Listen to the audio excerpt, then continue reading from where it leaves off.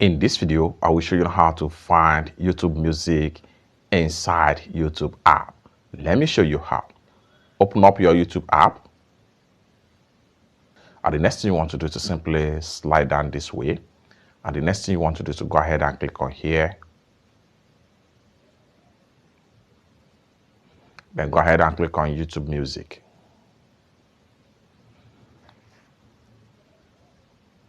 In a few seconds, it's going to reload and take you to YouTube Music right here. Then from here, you can play any type of YouTube music. You can scroll down right here and see different artists and different playlists in YouTube Music right here.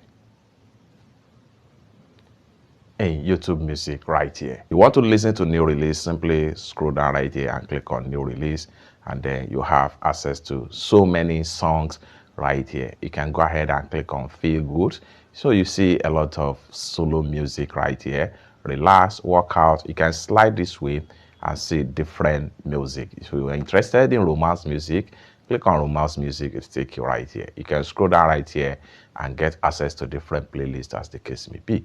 It's that simple. For more useful tutorial tips and tricks like this, consider to subscribe.